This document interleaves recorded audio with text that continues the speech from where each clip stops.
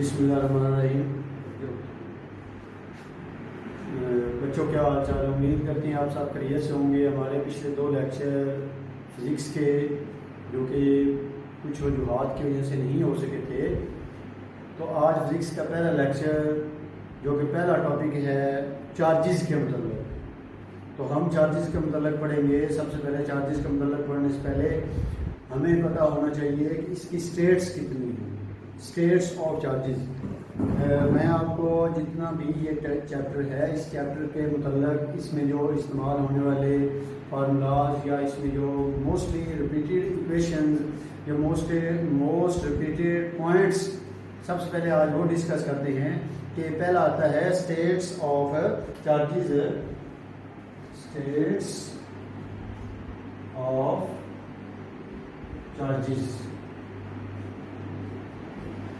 States of charges जो हैं वो सबसे पहले जो इसका अगर पॉइंट देखा जाए तो वो आता है जब कोई भी चार्ज रेस्ट हालत में हो। जब कोई चार्ज क्या हो, रेस्ट हालत में हो, तो उस वक्त उसको क्या बोलते हैं। पहला जो है वो पॉइंट बनता है when charges are at rest. तो इसको आगे मैं थोड़ा सा मज़ीद एक्सप्लेन करता हूँ कि जब चार्जेस जो हैं वो रेस्ट में होती हैं तो उसको बोलते हैं इलेक्ट्रोस्टैटिक चार्जेस। उसको क्या बोलते हैं, electrostatic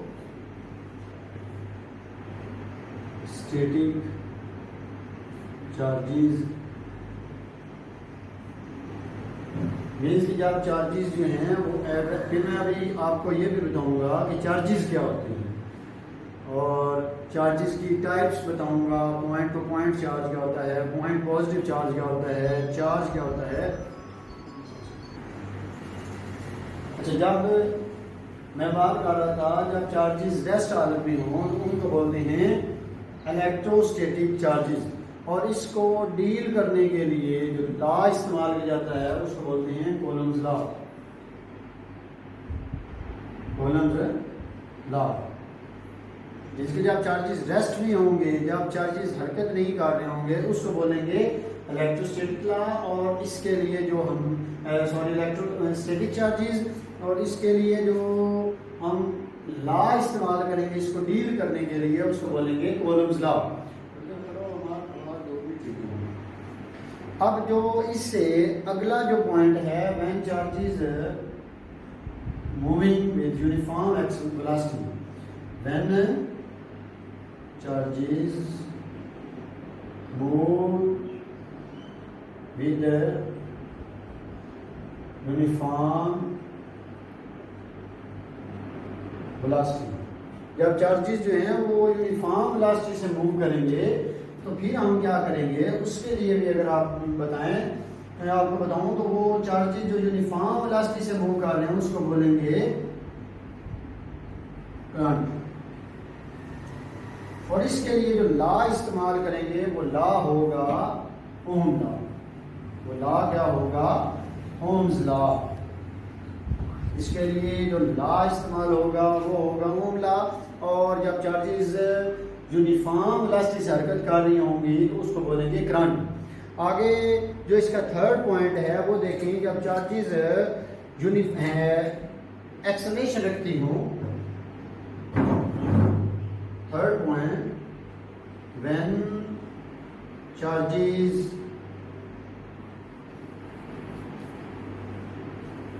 have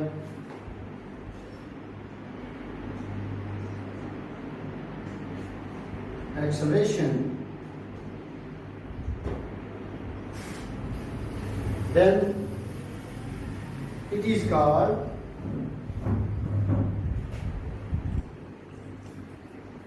electromagnetic waves।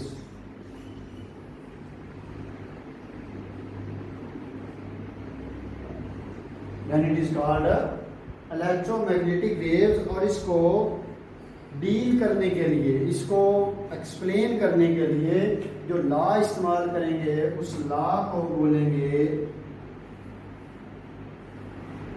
Maxwell law.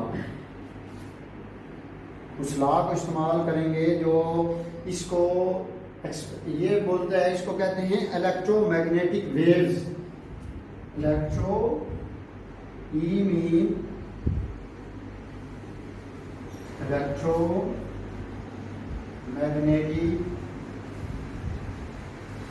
Waves. E mean electro, M mean electromagnetic और वेव्स, इलेक्ट्रोमैग्नेटिक वेव्स। जब चार्जेस जो हैं हैविंग एक्सेलरेशन, हैविंग एक्सेलरेशन का मतलब क्या है? Non uniform velocity, non uniform velocity. जब जो चार्जेस जो हैं वो नॉन यूनिफॉर्म, अब तीन बातें मैंने बताई। एक, जब चार्जेस रेस्ट में होंगे। दूसरा, जब चार्जेस यूनिफॉर्म वेलोसिटी से हरकत कर रहे होंगे। तीसरा, जब चार्जेस जो हैं वो यूनिफॉर्म नॉन यूनिफॉर्म वेलोसिटी से हरकत कर रहे होंगे।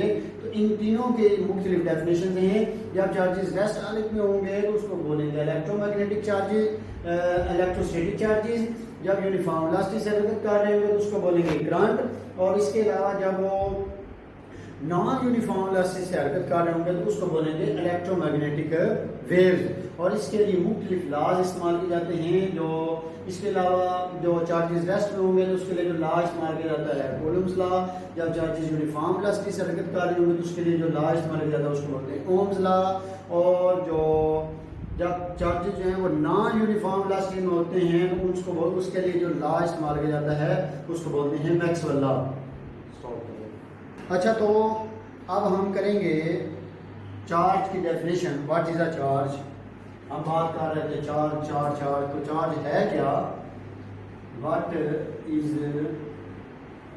चार्ज? इसको बोलते हैं इंट्रिंसिक प्रॉपर्टी,